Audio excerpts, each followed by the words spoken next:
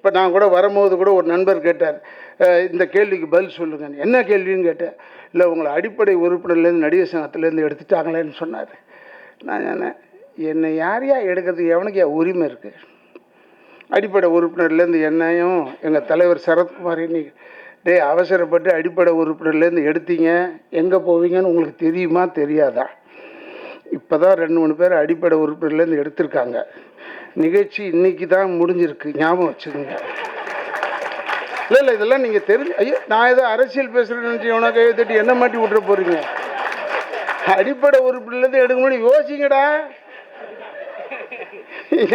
சும்மா இல்லடி கண்ணு, இதெல்லாம் இம்மிடியட்டு இது லா ஆஃப் கர்மாலேருந்து எவனும் தப்பிக்கவே முடியாது, இம்மிடியட்டாக வந்துடும், ஞாபகம் வச்சுக்க.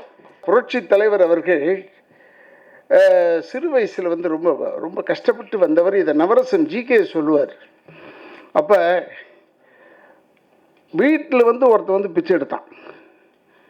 அம்மா தாயை பசிக்குதுன்னு அம்மா என்ன செஞ்சாங்கன்னா கொஞ்சம் தான் சாதம் வச்சுருந்தாங்க இந்த பிள்ளைக்கு. அப்போ இதை எடுத்துகிட்டு போய் அவர் அங்கே போட்டார் அந்த பிச்சைக்காரனுக்கு. என்ன கேட்டால், பாவம்மா எனக்கு தான் நீ இருக்க, எப்பயாவது ஆக்கி போட்டுருவேன், அடுத்த வேலையாவது. ஆனால் அந்த பிள்ளை அவருக்கு யார் போடுறது அப்படின்னு சொன்னார். சின்ன வயசில் அப்படி செஞ்சதுனால தான் பெருசாகணும்னா சத்துணவு திட்டத்தை கொண்டு வந்தார் அந்த மனிதன். சும்மா வந்து ஏனதானு நேற்று வந்தவன், நான் வந்தவன் உடனே நான் கட்டி கொடுக்குறேன் கட்டடம், இல்லைன்னா இப்போ எழுதி தந்துடுறேன், 1 வருஷத்தில் கட்டலைன்னா வெளியே போகிறேன்னு இதே தாண்டா சொன்னீங்க. இங்கேயும் பணம் வாங்கி நடிகர் சங்கத்தில் மாற்றி போட்டான், அதை விட்டுரு. அது மாதிரி அவனுக்கு அவன் லைன் தெரியணும். அதை விட்டுவிட்டு அங்கே வந்து வாய வைக்கிறது, இங்கே வந்து வாய வைக்கிறது, அங்கே வந்து வாய வைக்கிறதுனா தப்பு. அது நான் எல்லாருக்குமே சொல்கிறேன். நான் இப்போ என்ன கூட தான் கூப்பிட்டாங்க, வாங்க ப்ரொடியூசர் கவுன்சிலுக்கு, நான் கமிட்டியில் தான் நிற்பேன். நான் அதுக்கு தான் இல்லை.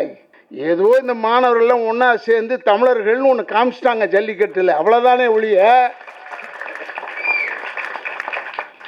ஏதோ ஒரு புருஷங்காரங்க சொன்னாங்க நான் ஜல்லிக்கட்டுக்கு போகிறேன்னு, பொண்டாட்டிக்காரி சொன்னாலும் ஜல்லிக்கட்டுன்னு போதிய போய் அது மாடை பிடிய. ஆமாம், தாலி கட்டினதே பிடிக்க முடியல, அது கயிறு கட்டாது, எங்கே போய் பிடிக்கிறதுன்னு சொன்னானா அவன். அது மாதிரி ஆயிடுச்சு நமக்கு. நான் உண்மையிலே சொல்கிறேன், நான்லாம் வந்து நிறைய பேருக்கு அட்வைஸ் பண்ணேன், 10 பேர் கேட்கல. போகாதீங்க, அங்கே போய் தொல்லை பண்ணாதீங்க, அது கலப்படம் இல்லாத உள்ளங்கள். அந்த அங்கே போய் கலப்படம் பண்ணிடாதீங்கன்னு சொன்னேன். சினிமாக்காரன் போய் கையை வச்சான், கலப்படம் ஆச்சுரா. எங்கள் அப்பாலாம் இல்லையேன்ற ஒரு கவலை தான் அப்பெல்லாம். இருந்திருந்தால் முடிச்சுருப்பார் இவங்க கதையெல்லாம். எழுத்தாளன்னு ஒருத்தருடைய பேரை போட்டு படம் வியாபாரம்னா அது ஒரே ஒரு மனிதன், கலைஞர் மட்டும்தான், வேறு யாருமே கிடையாதுடா. பெரிய ஹீரோக்களுக்கு நான் சொல்கிறேன், எங்கள் மேலே கோபம் இருந்து என்னை படத்தில் போடலனாலும் பரவாயில்லடாப்பா, உங்கள் படத்துலலாம் நடிக்கணும்னு என்னை எம்ஆர் ராதா பெக்கலடாப்பா. அதை விட எங்கப்பா என்னை கூப்பிட்டு போய் லாலா காலேஜுக்கு போனார். என்னை பற்றி ஒரு கம்ப்ளைண்ட் இருந்தது. அப்போ கூப்பிட்டு வந்து எனக்கு சீட்டை கொடுத்துட்டான். லாலா காலேஜ் குரியாக்கோஸ் இருந்தார். அப்போ கூப்பிட்டு வந்து எங்கள் அப்பா வந்தார், வாடான்னு. நான் வண்டி ஓட்டிகிட்டே வந்தேன். இன்னும் பார்த்தா லைலா காலேஜை காமிச்சார், இங்கே போடான்னு. ஐயோ என்னடா இங்கே வராருன்னு. அப்போ குரியாக்கோஸ் கூப்பிட்டு, உங்கள் பையன் இப்படிலாம் பண்ணான், அதனால தான் சீட்டு கொடுக்கலான்னு.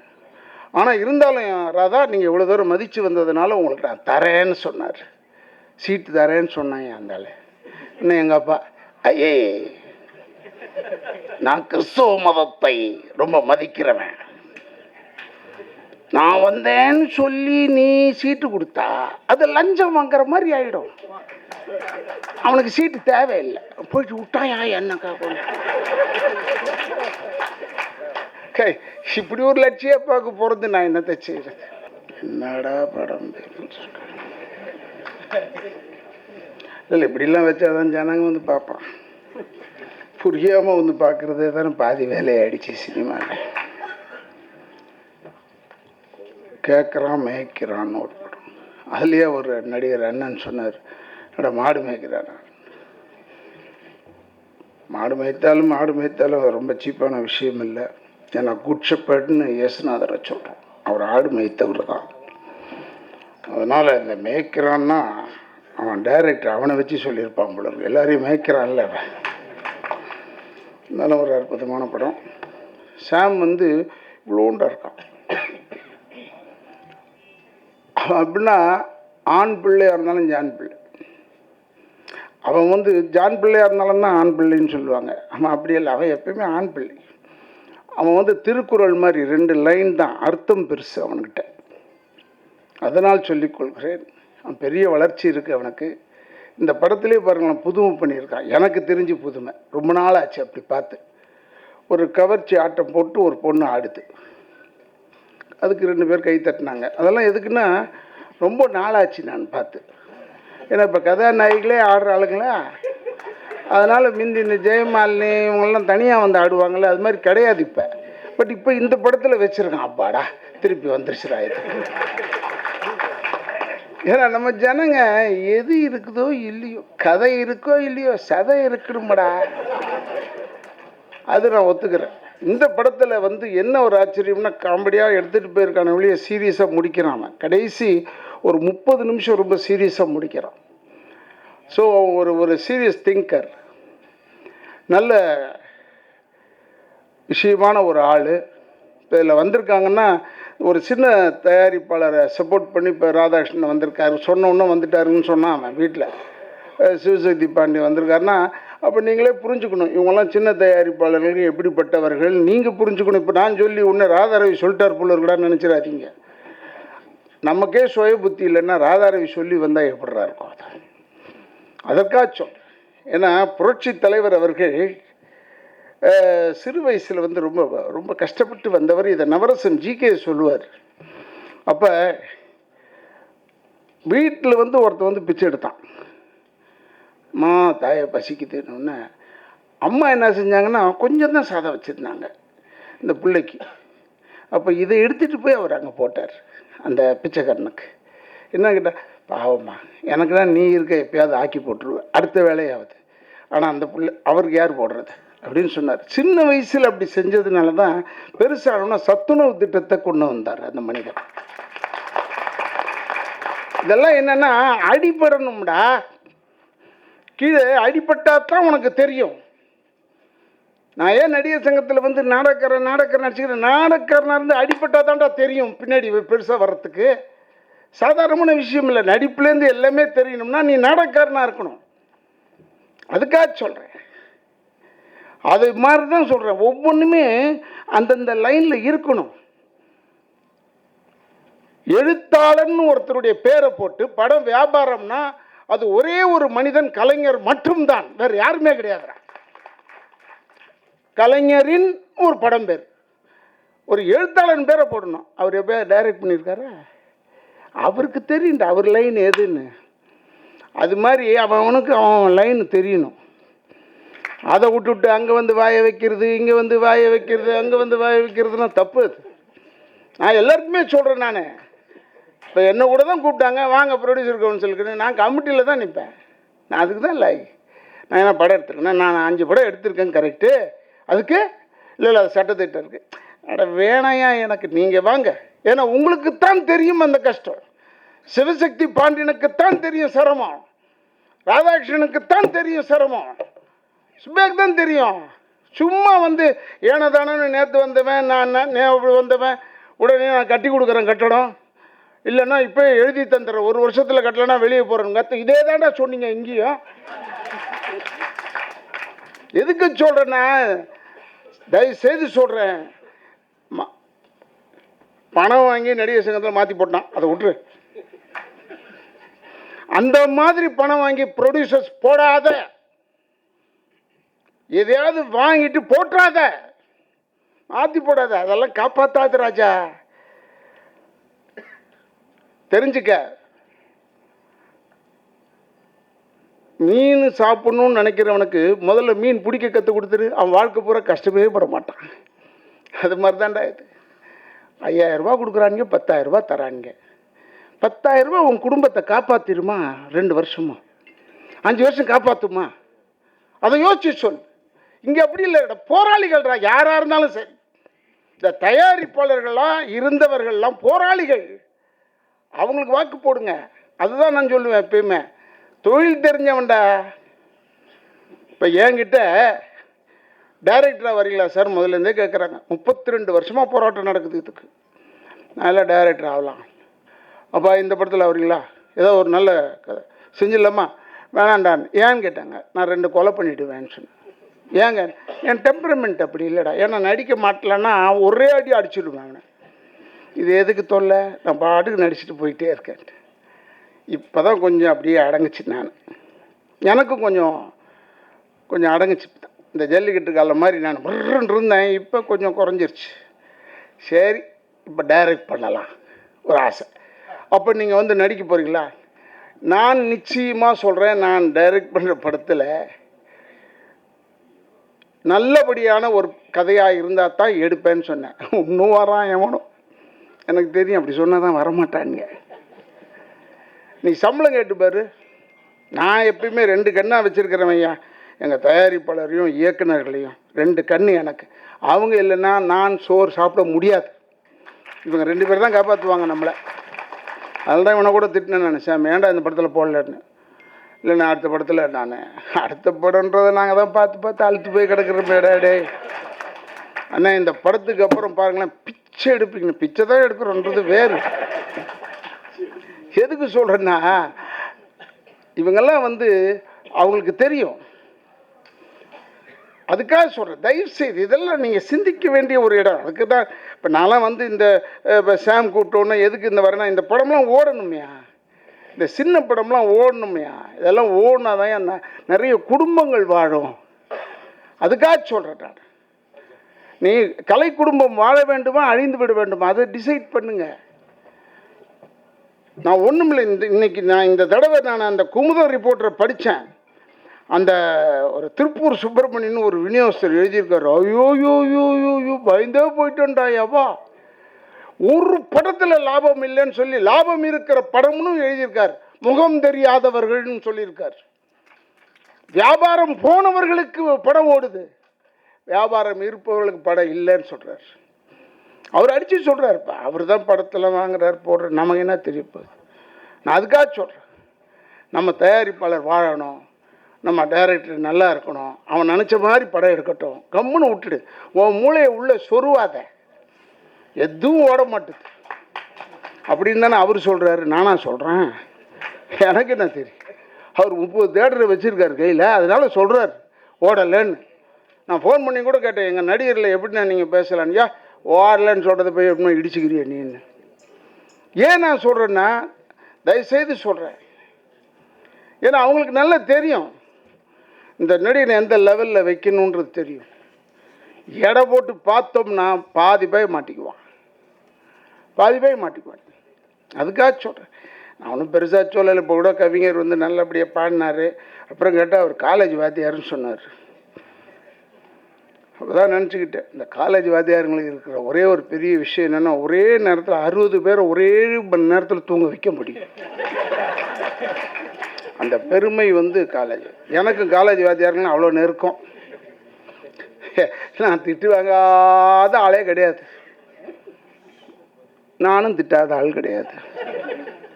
அதனால தான் காலேஜாக மாற்றிக்கிட்டு இருந்தேன். நான் ஒரு மெட்ராஸ் யூனிவர்சிட்டி மாதிரி படிக்காத காலேஜ் கிடையாது, அவ்வளோ காலேஜ்லேயும் படித்தேன். அதை விட எங்கள் அப்பா என்னை கூப்பிட்டு போய் லோலா காலேஜுக்கு போனார். என்னை பற்றி ஒரு கம்ப்ளைண்ட் இருந்தது.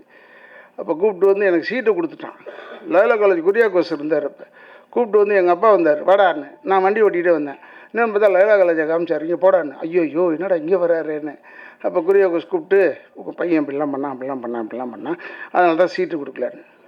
ஆனால் இருந்தாலும் ராதா, நீங்கள் இவ்வளோ தூரம் மதித்து வந்ததுனால உங்களுக்கு நான் தரேன்னு சொன்னார், சீட்டு தரேன்னு சொன்னாங்க அந்த ஆள். இன்னும் எங்கள் அப்பா, ஐயே நான் கிறிஸ்தவ மதத்தை ரொம்ப மதிக்கிறவன், நான் வந்தேன்னு சொல்லி நீ சீட்டு கொடுத்தா அது லஞ்சம் வாங்குற மாதிரி ஆகிடும். அவனுக்கு சீட்டு தேவையில்லை, போயிட்டு விட்டாயா என்னக்கா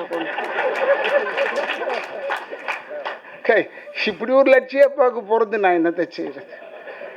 அப்புறம் நான் போய் நல்ல வேலையா அது இல்லைன்னு நியூ காலேஜில் போய் சேர்ந்தேன். எதுக்காக சொல்கிறேன்னா, என்னுடைய கலை அபிவிருத்தி ஆனதே நியூ காலேஜில் தான். அதனால் சொல்லிக்கொள்கிறேன். அப்புறமா வீரம், அறிவு, பேச்சாற்றல் இதெல்லாம் வந்தது வந்து சட்டக்கல்லூரியில் படித்ததுனால, இல்லைன்னா வந்திருக்காது, இவ்வளோ தூரத்தில் வந்திருக்காது. நான் இந்த ஒரு கலருக்கு மட்டும் பயப்பட மாட்டேன், காக்கி கலருக்கு மட்டும் பயப்படவே மாட்டேன், அங்கே படித்ததுனால. லைஃப்பில் கிடையாது நமக்கு. அதனால் சொல்லிக்கொள்கிறேன். இதெல்லாம் சுண்டக்கா பசங்க. ஆனால் நான் வந்து ரொம்ப நேரம் பேசக்கூடாது. இருந்தாலும் ஒரே ஒரு சின்ன விஷயம், நான் வாத்தியார் பேசினார், அதுக்காக சொல்கிறேன். அவர் எவ்வளோ அறிவோடு அழகாக முடித்தார் தெரியுமா விஷயத்தை. தெரிஞ்சவர் போல இருக்குன்னு நான் நினச்சிக்கிட்டேன். ஒரு ஊரில் ஒருத்தன் கதா காலட்சேபம், அது அறிவுரைகள் சொல்கிறதுக்கு வேதாந்தா பேசுகிறதுக்காக ரெடி ஆகிட்டான். பெரிய பேச்சாளர். பக்கத்து ஊர்லேருந்து அவனை கூப்பிட்டு வரணும். குதிரை வண்டிக்காரன் அனுப்பிச்சாங்க, போய் கூப்பிட்டு வரணும். இவன் போய் கூப்பிட்டு வரும்போது மழை கொட்டுன்னு கொட்டுச்சு. ஜனங்கள்லாம் கலைஞ்சி போயிட்டாங்க. Cancel meeting. இந்த பேசுகிறவன் வந்தான். ஏடா ஏதோ 20,000 பேர் இருக்கான்னு சொன்னேன், ஒருத்தன் கூட இல்லை, மழைங்க, என்ன செய்யலாம், என்னடா செய்யலான்னு கேட்டோன்னே, ஏங்க நான் குதிரை வண்டிக்காரங்க, எனக்கு அவ்வளோவா தெரியாது, ஒரே ஒரு விஷயம் மட்டும் தெரியுங்க. என்ன, என்கிட்ட 20 குதிரை இருக்குங்க. அந்த 20 குதிரை போய் புல் போடலான்னு போகும்போது 19 குதிரை வெளியே போயிருந்தாலும் போயிடுச்சேன்னு விட மாட்டேன், ஒரு குதிரைக்காவது புல் போடுவேன். அப்படியே இவருக்கு உணர்ந்தது. கரெக்ட், நீ ஒருத்தன் இருக்கல, உட்கார்ற சொல்லிட்டு ஃபுல்லாக பேசினார். 3.5 மணி நேரம் பேசிவிட்டான். பேசிட்டு இப்போ எப்படிரா இருக்குன்னு கேட்டான். ஐயா நான் குதிரை வண்டிக்காரன், எனக்கு அவ்வளோ தெரியாது, என்கிட்ட மொத்தம் 20 குதிரை இருக்குது, அதில் 19 குதிரை மேய்க்கு போயிடுச்சுன்னு வச்சுங்க, நான் 20 கட்டு எடுத்துகிட்டு ஒரே குதிரைக்கே போட மாட்டேன், ஒரு கட்டு தான் ஒரு குதிரைக்கு போடுவேன். இந்த மாதிரி நம்ம கவிஞர் கரெக்டாக ஒரு கட்டு தான் போடுறாரு ஒரு குதிரைக்கு. இங்கே நறுக்கு தெரிச்ச டக்குன்னு முடித்தார். நம்ம குணா தான் கொஞ்சம் நன்றி சொல்கிறதே ஒரு 1.5 மணி நேரம் சொல்லிட்டோம். நான் டயர்டாயிட்டேன். என்னை பற்றி பெருமையாக சொன்னது சந்தோஷமாக இருந்தாலும் என் பெருமையை மறந்து போய் நன்றியே யோசிக்க ஆரம்பிச்சிட்டேன். நல்ல படம் நல்லா ஓடணும்னா பத்திரிக்கையாளர்கள் நீங்கள் உங்கள் காலை பிடிச்சி கேட்டுக்கிற நான் யார் காலையும் எதுக்கும் விழுவ மாட்டேன். ஓட்டு கேட்கும் போதே விழ மாட்டேன். ஓட்டு கேட்கும் போது ஒரு இயக்கத்துக்காக போகும்போது ஓட்டு போடுங்கன்னு சொல்ல மாட்டேன். ஏன் நான் சொல்கிறேன்னா, தயவுசெய்து நீங்கள் எல்லாம் இந்த படத்தெல்லாம் நல்லா எழுதுங்க. இதில் ஓட்டை இருக்குது, இதில் ஓட்டை இல்லாத கதை எதுங்க? நான் தெரியாமல் கேட்குறேன். எல்வி பிரசாத் ஐயா சொன்னது இது. அவர் சொன்னாராம், கதை என்பது மண்பானை மாதிரி, அதில் கொஞ்சம் அழுக்கு இருக்கும், ரொம்ப தொடச்சா ஓட்டை விழுந்துரும்னு சொன்னாராம். அது மாதிரி கதையில் கொஞ்சம் கொஞ்சம் அழுக்கு இருக்கும். இந்த மாதிரி பசங்களெல்லாம் தூக்கி விடுங்க, நல்லா இருக்குது, பிரமாதமாக இருக்குது, சொல்லுங்களேன், யாருன்னா தூக்கு தண்ணியாக கொடுக்க போகிறான்? தயவுசெய்து அதே மாதிரி தியேட்டர் உரிமையாளர்களுக்கு சொல்கிறேன், உரிமையோடு சொல்கிறேன், அவங்க எனக்கு நல்ல சகோதரர்கள், அதனால் சொல்கிறேன் நான். தயவுசெய்து சின்ன படமாக இருந்தால் நீ ஒரு ஷோவை கொடு, ஒரு ஷோ கொடுத்து 7 நாள் ஓட்டிக்காமி, அது பெஸ்ட்டு படமாயிடும். இந்த ஜனங்களுக்கு பார்க்க இதான் நல்ல படம் போல இருக்கடான்னு இந்த மீதி 3 ஷோக்கு ஓடுது பாரு, அதை பற்றி தான் தெரியுமே. வெள்ளாமை திங்கக்கிழமை தெரிஞ்சு போயிடும், சாயம் வெளுத்துரும். எத்தனை நாள் தாண்டா பல்ட்டி அடிக்கிறது. இந்தாண்டா முதல் படம் இப்போ தான் பார்த்தேன், கவர்ச்சியாக ஒரு பொண்ணு நடிச்சிருக்குன்னு சொன்னல, ஆடி இருக்குன்னு. இது மாதிரி இந்த வில்லன்னாலாம் வில்லன்லேருந்து வந்தவன் தான். வில்லன் செய்ய முடியல இப்போ, ஏன்னா ஹீரோவே வில்லன் செஞ்சிடறாங்க. பீடி பிடிக்கிறாரு, சிகரெட் பிடிக்கிறாரு, எதெல்லாம் நாங்கள் செஞ்சோமோ, தண்ணி அடிக்கிறாரு, 100 பேரை கொல்றாரு, 8 பேரை வெட்டுறாரு. வெட்டிட்டு இந்த குருடம்பள்ளிக்கூடம்னு ஒன்று இருக்குது கழுதை, அங்கே போயிட்டு அங்கிள் வரல அதுங்களுக்கு கண்ணு தெரிஞ்சாதான் தெரியும் கொலகார பையன்னு. அதனால் அங்கே போய் ஒரு பணத்தை கொடுக்குறாரு. என்னடா தேரி இது, என்னடா நாட்டில் தேரி? அதுக்காக சொல்கிறேன். அதனால் தயவுசெய்து நீங்கள் எல்லாம் யோசனை பண்ணி நல்லபடியாக. இப்போ நான் கூட வரும்போது கூட ஒரு நண்பர் கேட்டார், இந்த கேள்விக்கு பதில் சொல்லுங்கன்னு. என்ன கேள்வின்னு கேட்டேன். இல்லை, உங்களை அடிப்படை உறுப்பினர்லேருந்து நடிகர் சங்கத்துலேருந்து எடுத்துட்டாங்களேன்னு சொன்னார். நான் சொன்னேன், என்னை யாரையா எடுக்கிறதுக்கு எவனுக்கு உரிமை இருக்குது? அடிப்படை உறுப்பினர்லேருந்து என்னையும் எங்கள் தலைவர் சரத்குமார் இன்னைக்கு அவசரப்பட்டு அடிப்படை உறுப்பினர்லேருந்து எடுத்தீங்க, எங்கே போவீங்கன்னு உங்களுக்கு தெரியுமா தெரியாதா? இப்போ தான் 2-3 பேர் அடிப்படை உறுப்பினர்லேருந்து எடுத்திருக்காங்க. நிகழ்ச்சி இன்னைக்கு தான் முடிஞ்சிருக்கு, ஞாபகம் வச்சுக்கோங்க. இல்லை இதெல்லாம் நீங்கள் தெரிஞ்சு, ஐயோ நான் ஏதோ அரசியல் பேசுகிறேன்னு நினச்சி எவனா கையை தட்டி என்ன மாட்டி விட்டுற போகிறீங்க? அடிப்படை உறுப்பினர்லேருந்து எடுக்க முடியும், யோசிங்கடா. சும்மா இல்லடி கண்ணு, இதெல்லாம் இம்மிடியட்டு இது லா ஆஃப் கர்மாலேருந்து எவனும் தப்பிக்கவே முடியாது, இம்மிடியட்டாக வந்துடும், ஞாபகம் வச்சுக்க. நாங்கள் இந்த பார், குற்றவாளின்னு சொல்கிறீங்க, திருடன்னு சொல்கிறீங்க, கோர்ட்டில் போட்டிருக்கீங்களா, கோர்ட்டு சொல்லட்டும், நான் உள்ளே போயிடுறேன்ப்பா, நான் ரெடியாக இருக்கேன். நீ அதுக்குள்ளேயும் திருடி இருக்கியா, அதுக்கு ஒன்றும் எங்கே உள்ள தள்ளுறது? அப்படி தானே கேட்பாங்கல்ல. நான் கேட்கல, இது எனக்கு எதுக்கு தேவையில்லை, நீ எதையோ செஞ்சுட்டு போய் எனக்கு என்ன இருக்குது? ஏன்னா பணம் கொடுத்து மட்டுமே நம்ம வாழ முடியும்னு, பணம் இருக்குதுன்னு நினச்சே வாழ முடியும்னு நினைக்காதீங்க. இந்த வெள்ளத்தில் பார்க்கணும், பெரிய பெரிய கோடீஸ்வரெலாம் போட்டுக்கு அலைஞ்ச கதையை நான் பார்த்தேன். ஒரு போட்டுக்கு வீட்டுக்குள்ளேயே எவனும் வரக்கூடாது, என் வீட்டுக்குள்ள டோன்ட் கம் இன்சைட், அப்படி தான் பேசுவான் ஒருத்தன். மழை பெஞ்சு இவ்வளோ தூரம் ஏறி போச்சு தண்ணி, boat boat please please please bring the boat. எங்கடி பணம்? உன் பணம் எதாவது செய்ய முடிஞ்சுதா? செய்யாது. பணம் ஒன்றுமே செய்ய முடியாது.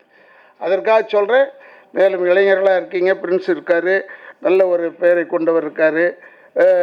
உங்களுக்கெல்லாம் நான் சொல்லிக்கிறேன், இந்த யங்ஸ்டர்ஸ் இப்போ இதில் வந்து இந்த டான்ஸ் மாஸ்டர் ஆகட்டும், மியூசிக் டைரக்டர் எக்ஸலண்ட்டாக, இதுக்கு மேலே எப்படிடா பாட்டு போடுறது?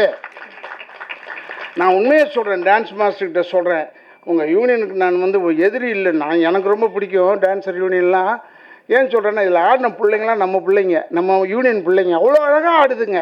இதுங்களெல்லாம் விட்டுட்டு எங்கேயோ ஒரு வெள்ளைக்கார பொம்பளை போய் ஆட விட்றீங்களேடா டே ஃபாரின்ல. எதுக்கியா இந்த பெரிய ஹீரோக்களுக்கு நான் சொல்கிறேன், எங்கள் மேலே கோபம் இருந்து என்னை படத்தில் போடலனாலும் பரவாயில்லடாப்பா, உங்கள் படத்துலலாம் நடிக்கணும்னு என்னை எம்ஆர் ராதா பெக்கலடாப்பா. அதுக்காக சொல்கிறேன் நான், இந்த இந்த டப்பாங்குத்து பாட்டுக்கு வெள்ளைக்காரச்சி ஆடுறாயா? எப்படியா சம்பந்தம் இல்லாமல் இருக்கும்டா. இப்போ என்னை பார்த்தோன்னே எம்ஆர் ராதா மாதிரியே இருக்கான்னு, எங்கள் அப்பன்டா, நான் அப்படி தானே இருப்பேன். நான் வேணா செட்டியாருக்கு பிறந்ததாண்டா வேற மாதிரி இருப்பேன். நான் எம்ஆர் ராதாவுக்கு பிறந்தவன்டா, அப்படி தான்டா இருப்பேன் முகத்தில். அதுக்காக சொல்கிறேன், இந்த இந்த பாட்டுக்கு இவங்க தான்டா ஆடணும். இந்த மியூசிக் டைரக்டர் சொல்கிறேன், சரியான அழகான பாட்டை கொடுத்துருக்காரு. ஃபைட் மாஸ்டர் இதை விட எங்கடா ஃபைட் பண்ண முடியும்? அற்புதமாக ஃபைட் பண்ணுறாங்க. ஃபைட் மாஸ்டர்லாம் உயிரை கொடுக்கக்கூடியவர்கள் எனக்கு தெரியும். Music director excellent. இந்த படத்தில் 2 பாட்டு தான் காமிச்சான், சூப்பராக இருக்குது சாங்ஸ் எல்லாம். இதை விட என்னடா இருக்குது? இப்போ எல்லாமே என்ன அது அப்படி இப்படின்னு இருக்குது. இது பெரிய ஆளுங்க சொன்னால் தான் ஒத்துக்குவாங்களே. ஓடி போய் கட்டிக்கலாமா, இல்லை கட்டி பிடிச்சி வெட்டிக்கலாமா, அப்புறமா தாலி கட்டிக்கலாமா, இல்லைன்னா புள்ள குட்டி பெற்றுக்கலாமா, இதுதான்டா அர்த்தம். அதை தானேடா நீங்கள் அழகாக எழுதியிருக்கீங்க. இப்போ எதுக்காக சொல்கிறேன்னா, தப்பாக சொன்னால் கூட அவங்க சொல்லணும், என் பெரிய ஆள் சொன்னால் தான் நல்லா இருக்குன்னா எப்படிறாது. தயவுசெய்து சொல்கிறேன், பத்திரிகையாளர்கள், இன்டர்நெட் பீப்புள், பாதங்களை தொட்டு கேட்டுக்கிறேன், நீங்கள்லாம் இந்த படத்தை நல்லபடியாக ஓட வைங்க. உங்கள் கையில் தான் இருக்குது, நீங்கள் தான் ஓட வைக்க முடியும். உங்கள்கிட்ட இருக்கிற பவர், இந்த பத்திரிக்கையாளர்கிட்ட இருக்கிற பவர் வேறு யார்கிட்டையுமே கிடையாது. ஏன்னா நல்லவனை கெட்டவனாக்க முடியும், கெட்டவனை நல்லவனாக்க முடியும். அந்த திறமை உங்ககிட்ட மட்டும்தான். உங்ககிட்ட முறைச்சிக்கிட்டு ஒருத்தன் பட்ட பாடு எனக்கு இல்லை தெரியும். பிரியாணி சாப்பிட்டீங்கன்னு சொல்லிவிட்டு ஒருத்தன் மாட்டிட்டு தவிச்சாம்பா, தாளிச்சிட்டிங்களே மாவனை, நீ யாரை வேணாலும் இருறா கடை. எதுக்காக சொல்கிறேன், உங்கள்கிட்ட அந்த சக்தி இருக்கியா? உங்கள்கிட்ட அந்த சக்தி இருக்குது. அதனால சொல்கிறேன், சாம் மாதிரி டைரக்டருக்கெலாம் பெருசாக பூஸ்ட் பண்ணி விடுங்க. சாமுக்கும் சொல்கிறேன், இந்த மேடையில் ஏறிக்கிட்டு பிரின்ஸுக்கு என் நன்றி சாகிற வரைக்கும் மறக்க மாட்டேன் அதெல்லாம் சொல்லாத. உண்மையாகவே நீ சாகிற வரைக்கும் மறக்கக்கூடாது. அடுத்த படத்துலையே யோசனை பண்ணிட்டேன்னா தொல்லை. அதுக்காச்சும் இது ஹிந்தி படம் வருதுங்க எனக்கு, அடுத்தது இந்த கதையை பார்த்தாங்க, டைரக்ட் நல்லா இருக்கு, ஹிந்தி படத்துக்கு போய் என்னடா செய்ய போகிற? துரத்தி விட்ருவான் ஒன்றை. அவனுக்கு மொழி மேலே பற்று உள்ளவன் அவன். என்ன தமிழை மாதிரி எழுச்சவனா? மொழி மேலே பற்று இல்லாதவனா? ஏதோ இந்த மாணவர்கள்லாம் ஒன்றா சேர்ந்து தமிழர்கள்னு ஒன்று காமிச்சிட்டாங்க ஜல்லிக்கட்டில், அவ்வளோதானே ஒழிய. ஏதோ ஒரு புருஷங்காரங்க சொன்னாங்க, நான் ஜல்லிக்கட்டுக்கு போகிறேன்னு. பொன்னடிக்காரி சொன்னாலும் ஜல்லிக்கட்டுன்னு போதிய போய் அது மாடை பிடியா. ஆமாம், தாலி கட்டினதே பிடிக்க முடியல, அது கயிறு கட்டாது எங்கே போய் பிடிக்கிறதுன்னு சொன்னானா அவன். அது மாதிரி ஆயிடுச்சு நம்ம. நான் உண்மையிலே சொல்கிறேன், நான்லாம் வந்து நிறைய பேருக்கு அட்வைஸ் பண்ணேன், பாதி பேர் கேட்கல. போகாதீங்க, அங்கே போய் தொல்லை பண்ணாதீங்க. அது கலப்படம் இல்லாத உள்ளங்கள் அங்கே. அந்த அங்கே போய் கலப்படம் பண்ணிடாதீங்கன்னு சொன்னேன். சினிமாக்காரன் போய் கையை வச்சான், கலப்படம் ஆச்சுரா. எங்கள் அப்பாலாம் இல்லையேன்ற ஒரு கவலை தான் அப்போல்லாம். இருந்திருந்தால் முடிச்சுருப்பார் இவங்க கதையெல்லாம் என்று சொல்லி, இந்த படம்லாம் நல்ல வெற்றி பட ஓடணும். கேட்குறான் மேய்க்கிறான், நல்ல படம் இருக்கணும், வெற்றிகரமாக ஓடணும். அதில் என் பிள்ளை பிளாக் பாண்டியெல்லாம் ரொம்ப பிரமாதமாக நடிச்சிருக்காரு. இவங்க ரேகா சுரேஷ்லாம் வந்தாங்க, அவங்களாம் ரொம்ப பிரமாதமாக நடிக்கக்கூடியவர்கள். அதுக்காக சொல்கிறேன். அதே மாதிரி இப்போ குணாலாம் வந்து அவன் சொன்னான், அவன் கஷ்டப்பட்டு வந்தெல்லாம் சொன்னான், அவன் அவனுக்கு வந்து காலில் கொஞ்சம் ஊனமே ஒழிய மனதிலே ஊனம் கிடையாது அவனுக்கு. அதனால் சொல்லி நீங்கள்லாம் இளைஞர்கள் இருக்கீங்க, நான் ரொம்ப நேரம் எடுத்துக்கல. கேசட் வெளியிட்டு விளையாடுங்க. 8 மணிக்கு முடித்ததா சரித்திரமே கிடையாது இந்த சினிமா ஃபங்க்ஷனில். இருந்தாலும் இதுக்கு முன்னாடி சொல்கிறேன், இளைஞர்கள் சொல்கிறேன், தயவுசெய்து எந்த நேரத்திலும் உங்களை குழந்தையிலிருந்து கருவிலிருந்து சுமந்த தாயாகட்டும் அல்லது வளர்த்த தந்தையாகட்டும், எத்தனை முறை உங்களை திட்டினாலும் தனியாக அழக்கூடியது தந்தை உண்டு. உங்களை கருவிலே வளர்த்தவள் தாய். உங்களுக்காக தான் வாழ்ந்து வாழ்ந்து வாழ்ந்து வாழ்ந்து. ஏன்னா ஒரு பிரிட்ஜில் போகும்போது குழந்தைய கையை பிடிச்சிக்கிட்டு போகிறா, கையை சொல்கிறா, தாய் சொல்கிறா, டேய் இவடா மௌனே என் கையை பிடிச்சிக்க, ஏன்னா பிரிட்ஜு ஸ்லிப் ஆகிட போகிறேன்னு. வேணாம்மா நீ என்ன பிடிச்சிக்கன்னு சொன்னான். ஏன்டான்னு கேட்டேன். ஏதாவது ஒரு சூழ்நிலை வந்தால் நான் உன் கையை விட்டுருவேன், ஆனால் நீ எந்த சூழ்நிலையிலும் என் கையை விட மாட்டேன். அப்பேற்பட்டவள் தாய். அதனால் இந்த தாய் தந்தையரையும் இந்த முதியோர் இல்லத்தில் சேர்க்குறத விடுங்க. முதல்ல கஷ்டமோ நஷ்டமோ கடைசி வரைக்கும் இருந்து பாருங்கள். அவங்க இழப்பை நீங்கள் அப்போ தான் நீங்கள் உணர்வீர்கள். அவங்க இருக்கிறது அவ்வளோ நல்லது. நேரம் லேட்டாக வந்தால் ஏண்டா லேட்டாக வந்தியா, அப்போ எரிச்சலாக இருக்கும், பின்னாடி நல்லதுராது.